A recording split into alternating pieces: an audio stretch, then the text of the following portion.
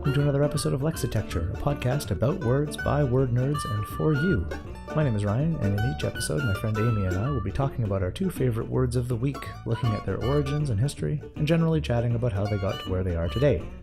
If that sounds like your cup of tea, come along for the ride and let's explore the weird and wonderful world of the English language.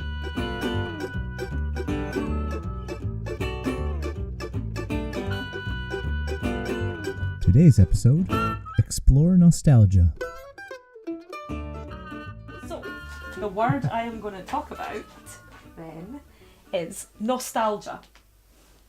Nice. That is Nostalgia. I can't quite remember what drew me to this word at first. And to be honest, I thought, looking and listening to the sound of that word, it is a straight Greek translation. So probably the story of the word is not that interesting. How wrong I was. Ooh, So, excited. the OED defines nostalgia, the noun, as a sentimental longing or wistful affection for the past, typically for a period or place with happy personal associations, as in, I was overcome with acute nostalgia for my days at university.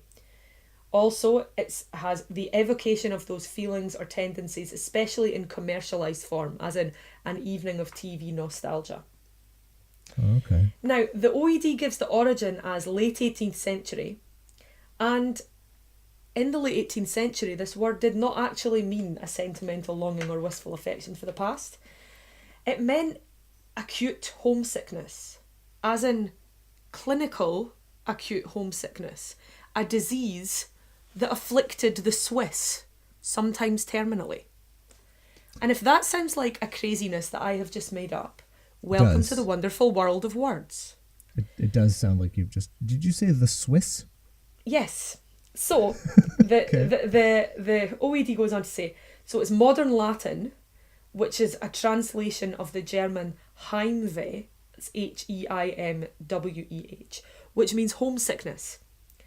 And the Latin translation of this word, from the Greek nostos, to return home, plus algos, as in pain, like neuralgia or any of the other algias, that refer to pain. So I was a little bit curious about how did a disease come to mean, how did it come to mean this sort of slightly rose-tinted looking back. And Etim Online says, so 1770 is the first written occasion, and it states that here is severe homesickness considered as a disease.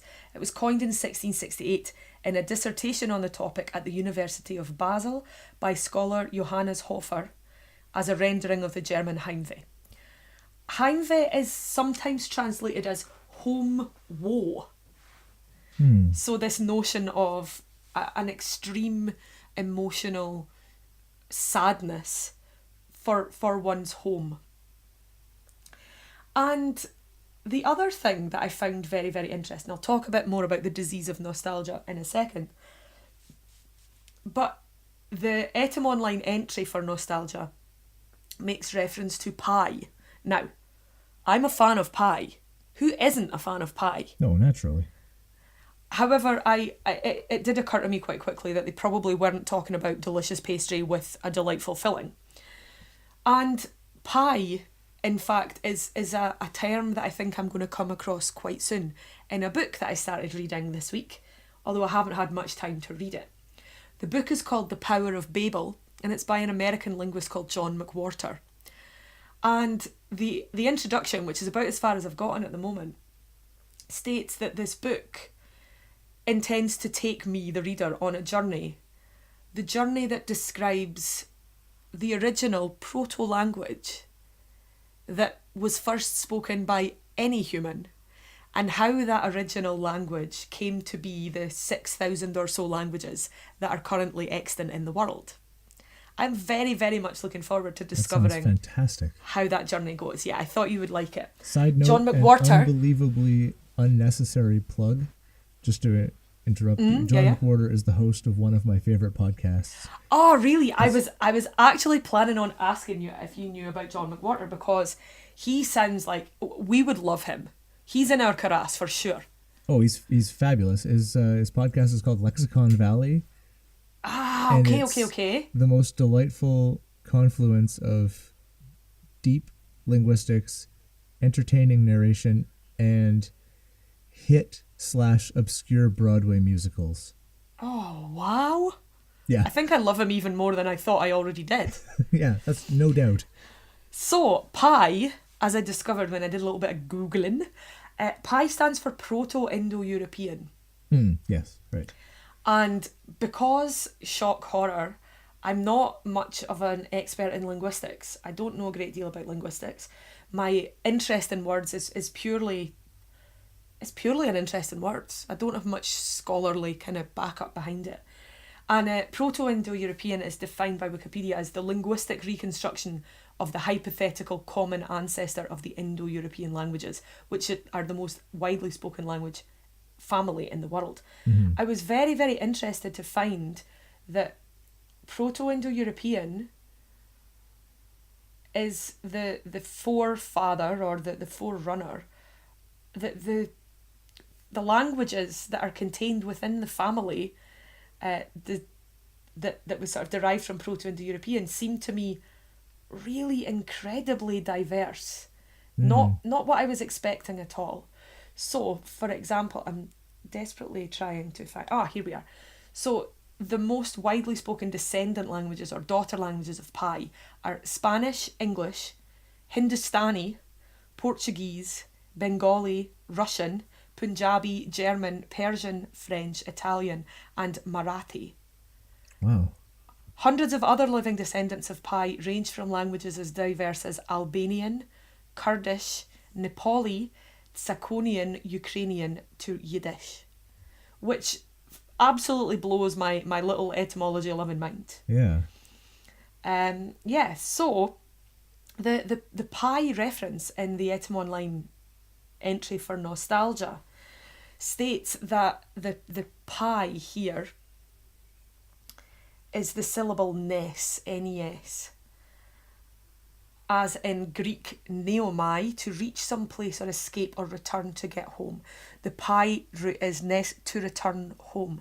Now this is cognate with Old Norse nest, meaning food for a journey, the Sanskrit nazate or nazate, not sure on pronunciation because nobody is, Sanskrit word meaning approaches or joins, the German word genesen, to recover, the Gothic ganisan, to heal, Old English genesen, to recover. The French nostalgie is in French army medical manuals by 1754. So, yeah, a word that seems to me to have a very deep emotional grounding in a lot of languages. You know, all these many varied tongues seem to have somewhere a linguistic root or a linguistic reference to this notion of home being a place where one heals and recovers and finds a deep peace. It's a very interesting, I suppose, pseudo-philosophical rendering of the notion of what home is. Mm-hmm. So, the disease of nostalgia is originally in reference to the Swiss and said to be peculiar to them and often fatal, whether by its own action or in combination with wounds or disease. Again, I'm reading from Etym Online. It says, by 1830, the word was used of any intense homesickness, that of sailors, convicts, African slaves. Quote, the bagpipes produced the same effect sometimes in the Scotch regiments while serving abroad. That's from 1840 in a penny magazine. It's listed among the endemic diseases in the Encyclopedia of Practical Medicine, published in London 1833, and that defines it as the concourse of depressing symptoms which sometimes arise in persons who are absent from their native country, when they are seized with a longing desire of returning to their home and friends and the scenes of their youth. It was a military medical diagnosis principally, and was considered a serious medical problem by the North in the American Civil War. So here I'm quoting from Sanitary Memoirs of the War from the US Sanitary Commission, New York, 1867. In the first 2 years of the war, there were reported 2,588 cases of nostalgia and 13 deaths from this cause. These numbers scarcely express the real extent to which nostalgia influenced the sickness and mortality of the army. To the depressing influence of homesickness must be attributed the fatal result in many cases which might otherwise have terminated favourably. So we have this really, really deep sense that needing to be at home has a really detrimental effect on not just one's mental health, but one's physical health, particularly when it comes to recovery from a wound or from a disease. And it got me to kind of thinking about this notion that, these days, if you are ill, you go into hospital. You go to where the experts are, where the protocols exist to keep you alive in what is scientifically proven and believed to be the best way to keep you alive. And I think in the days when this word was taking shape, that notion would have seemed like an absolute madness to the people in those communities that were so missed by the people who had to leave those communities that it was considered a form of disease. And that in fact, to get better, to recover, to be whole again, the only sensible place for that process to happen was at home. And that struck me as rather beautiful. Yeah, that's interesting to think about it in that. Yeah, indeed. So from 1770, we have this meaning of the disease of nostalgia. It's not until 1920 that the meaning of the wistful yearning for the past is first recorded. It's believed that this may be from the use of nostalgie in French literature. So this notion of the sickness for home leading to the I suppose it's a natural place to settle one's nostalgia. When one looks back fondly, generally speaking, you're looking back at home, a time in your life when you lived in one place, when you were settled. Yeah. So what was given here is it says the longing for a distant place also necessarily involves a separation in time. And given that this is a French route that the word has taken, it very much makes me think of Proust's Madeleine. This kind of catch-all term that Proust uses in Remembrance of Lost Time, which I suppose could be taken as a definition for nostalgia itself. Yeah. Whereupon the taste of that simple sponge cake transports him, not just to a different place in his mind, but to a different time in his existence. So, nostalgia, not just a yearning, but in fact a clinical disease that was considered to be fatal, especially to the Swiss. That is so bizarre. So bizarre. But fantastic. I wonder about, it's interesting to me that it was the 1920s that it started necessitating a difference in time. Yeah. But also not necessarily having to do with home, but usually having to do with home. And I'm wondering, it would make sense to me that before then, and especially much further before then, it would be primarily with the military, because I can't think of too many other reasons why someone would leave the community. Your average person in the 17th century, 18th century would be away from, even 19th century, would be away from home for too long. Or at least that enough people would be away from home for too long that it would become a thing that people would have to ascribe a word and a definition to. Yeah. You'd obviously and have travelers, but homesickness is a very, everyone knows what homesickness is. Everyone is kind of familiar. Even that, sometimes you go away for a 2-week holiday and at the end of it you find yourself just longing for your own bed. Longing for a place where you know where the towels are kept. Yeah. And excuse me, and that sense of homesickness, I think is really very common. It's accepted and it's fine. I do remember reading a story about the Spanish footballer Miguel Iniesta. I think it's Miguel. I might be wrong. And Iniesta played for Barcelona and was a really, really fantastic player. He was an international player for Spain too. And so he came from this kind of smaller Spanish community. And when he first moved to Barcelona, to the big city, he was so homesick, so very homesick, that when his parents came to visit him, he, as a grown man, slept in the same bed with his parents because he had missed them so much.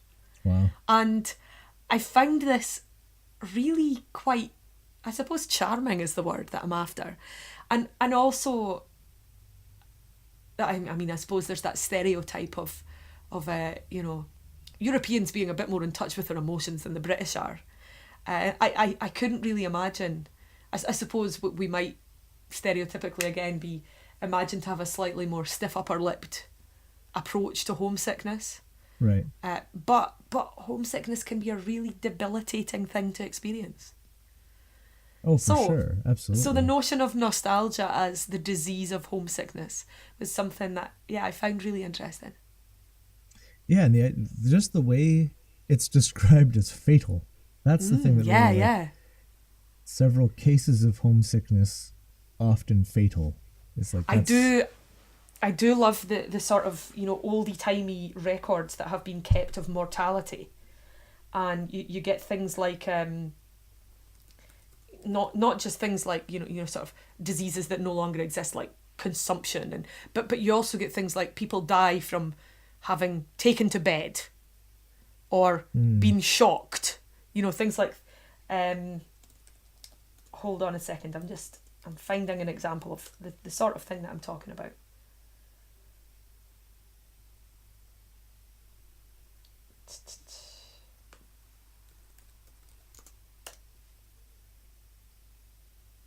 Here we go. Yes, 8 unusual deaths from the Victorian era in mental floss. Exhaustion and mental alienation. Wow. Died of a broken heart. Indiscreet use of laudanum. Wow. Although this one I think is my favourite. By being struck by a train of cars of the Long Island Railroad Company, that the same was caused by his own voluntary act while temporarily insane. So he jumped in front of a train. I do remember I do remember reading sort of a long list of deaths, causes of death, perhaps not Victorian, maybe even older than that, and death by laughing, death by eating her own hair, death by corset, death by cat clawing. Wow. Death by drunken bear. Who wouldn't be proud to have that written on their death certificate? Of course. Why wouldn't it be? Death by dentures. Accidentally swallowed his false teeth. Wow. Death by dubious dumplings. Oh, that's fantastic. Not just for the alliteration, but dubious dumplings is just... Death by pig mauling. There's your Game of Thrones fans out there. It's good. In this case, a child named Mullins was mauled by a pig, which caused him to die on December 2nd, 1873. Even more bizarre, according to the Yorkshire Post, this untimely death was preceded by another fatal pig mauling accident at the same location in the same month. Same pig, perhaps? Who knows? Must have been. I wonder how delicious it was, because clearly they killed that pig. Ah, yeah, they killed that pig, most definitely. That's Death by Drunken Bear reminds me of my favorite Shakespearean stage direction. Yes! I think Exit pursued by a bear. Yeah. Is that The Winter's Tale? It is, yes. Yeah. Exit Pursued by a Bear is just... I think it's probably the most specific Shakespeare ever gets in any of his really sparse stage direction. Now, yeah, I seem to recall too that it is a Shakespearean stage direction. Because a lot of stage directions have been added by, their editorial. But I seem to remember that as far as anyone can be sure that Shakespeare wrote anything, it is reckoned to be Shakespeare's direction. Exit Pursued by Bear. It's so good. Okay, so what have you got for me? I have the word explore. Ooh. And so I was first thinking about this. Every now and then I get kind of tied up in the connection between words that either should mean the opposites of each other, but don't, or should mean the same thing, but don't. Okay, like Just flammable based and on their formation. inflammable? Like flammable and inflammable. By the way, listeners at home, those are the same. Just to avoid any explosive problems. So I was thinking of explore, and then I got, well, you also have implore and deplore, like deplorables, to harken back to the most recent presidential election in the U.S. And so I looked into explore, and the first OED attestation of explore is a much more general use than I would have thought. It is just basically to establish facts concerning, to find out about, to ascertain, find out, discover, origins of, facts about, etc.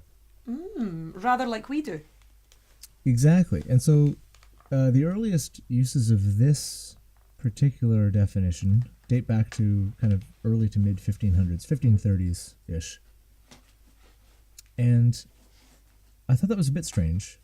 And I thought it was a bit strange that the earliest uses of explore, as in to talk about explorers, to set out on the high seas to find new lands, etc., doesn't show up until kind of mid to late 1570s. Okay.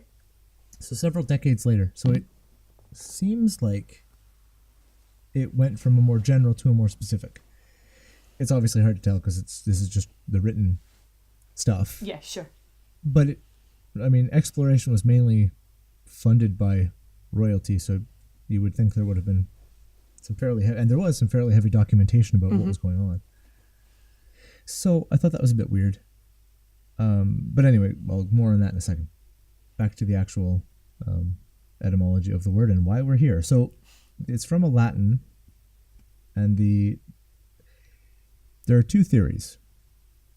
One is much older than the other one, so I'll give the much older one first. The much older theory is that it is the prefix ex, usually meaning out of, and plorare, which is to weep or to wail or to cry. Oh. Which is strange in this case. Now, it makes sense with implore, because to implore was to beg, and usually with the implication tears. Is that you're crying because you're so desperate to get this person to agree with you or do what you want or whatever. And deplore, someone who is deplorable, now it kind of means it's a harder meaning now, and sort of worthy of derision and hatred, but originally it was something you wept over and something that you were sad for some reason. And once again, the trend of the language of kindness to the language of meanness appears on our radar. Exactly. So originally it was, again, and pitiable becoming despicable, you know? Yeah, sure. Now, the connection between implore and deplore and explore is a bit tougher to nail down. The OED basically says the semantic connection is not super clear.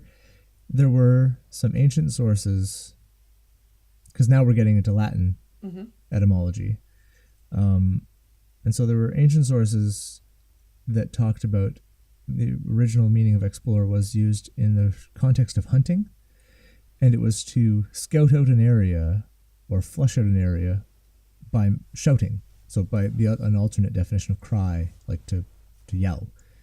Remember the week that you were really, really tickled by a phrase that I said? I can't remember what the phrase was, but you found it utterly delightful. Scout. Yeah. Say it again. Scout? Yeah, it's make me happy. That's all. Continue. Okay. I believe it was cookery book. Cookery book, that's right. Yeah, that's the one. Okay. Now we each have one. And I can't see what's impressive about Scout, but I like that you Cookery like book, it, so Scout. good. Fantastic. Sorry, pray continue. Absolutely. So, yeah, so to cry out, I guess, as a means of scouting an area for the purposes of hunting is kind of the ancient explanation for why explore means what it is, or explorare in Latin means what it does. To come out crying.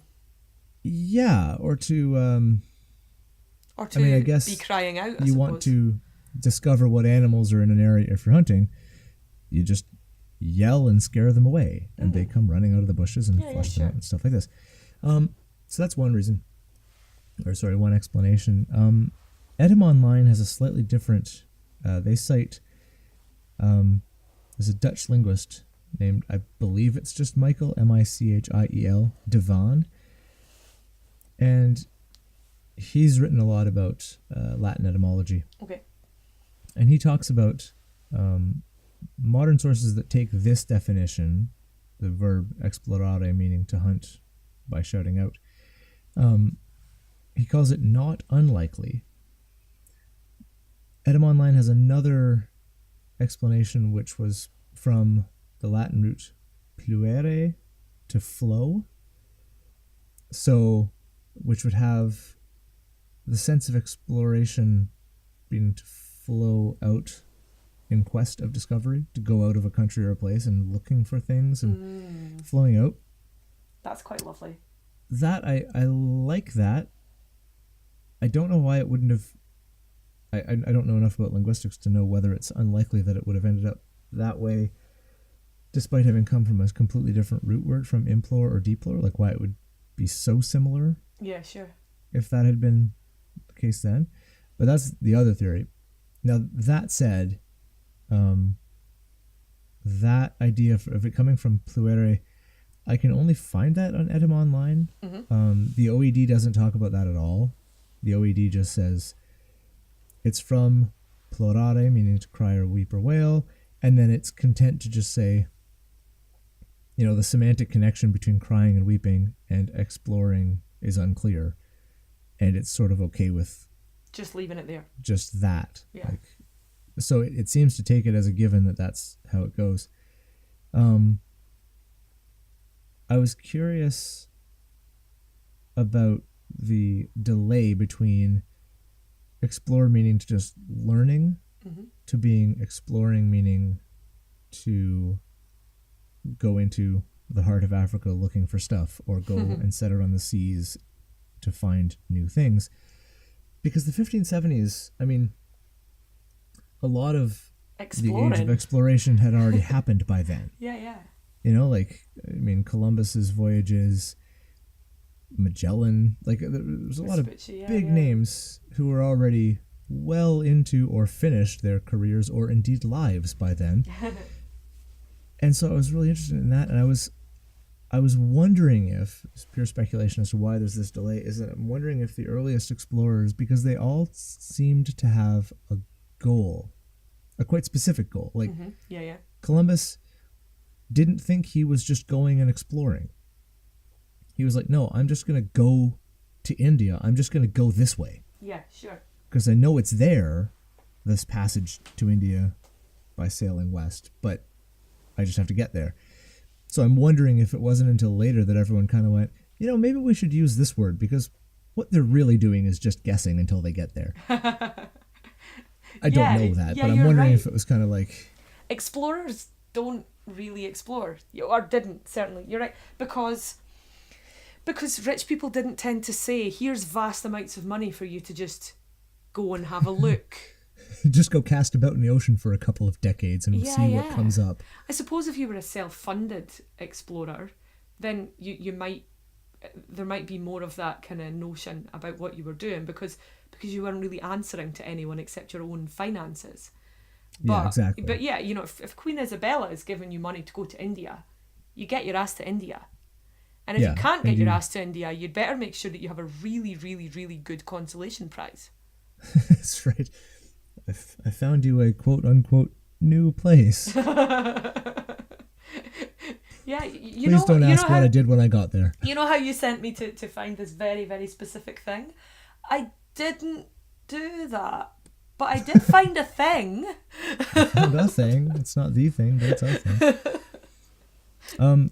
So yeah, it's that's kind of where I got with exploring explore. That's wonderful. Okay. Hey Roger, what do you say? Absolutely. Explore. The X words are very, very interesting. It hadn't occurred to me that explore had the same root as implore, or indeed that was deplore. So I like the things that I had not considered before. Isn't that what learning is? Anyway, I won't get lost in my own thoughts. Instead, I will look and see what this wonderful book has to say. So, explore is given just one synonym group, and it is travel. So, to explore or to travel. Exploration has a little bit more of the sense of what you're talking about. So the first given is land travel. The second is inquiry, just general inquiry, search and discovery. To be exploratory, on the other hand, is to be precursory or experimental. And explored becomes known. And then finally, explorer, we have precursor, that's interesting, traveller, inquisitive person, inquirer, experimenter or detector.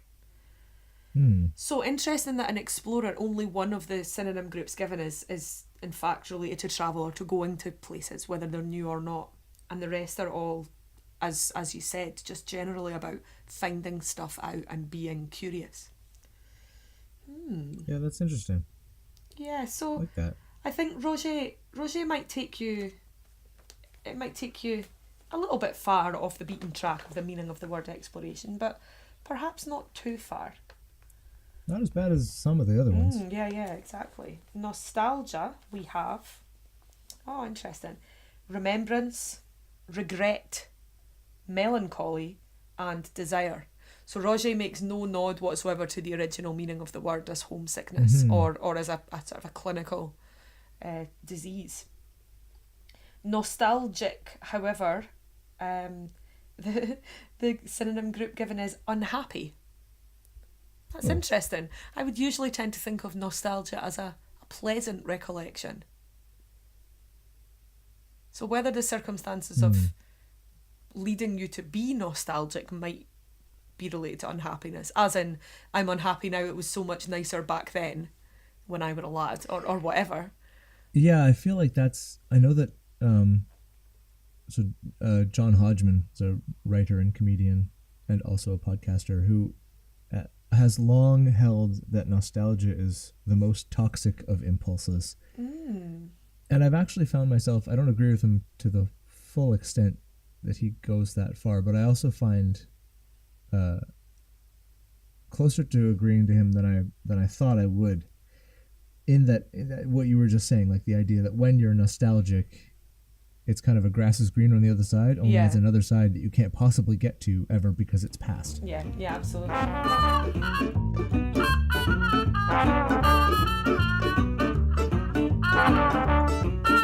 And that's it for this episode of Lexitecture. Thanks for listening, and if you enjoyed what you heard, please give us a rating and review on iTunes, and be sure to tell all your word nerd friends about us too. You can find us on Facebook and Twitter by searching Lexitecture, Lexitecture. And if you'd like to get in touch with us about the things we talked about this episode, you can send us an email at words@lexitecture.com. Special thanks to the Joy Drops for our theme music, and we'll talk to you again next week.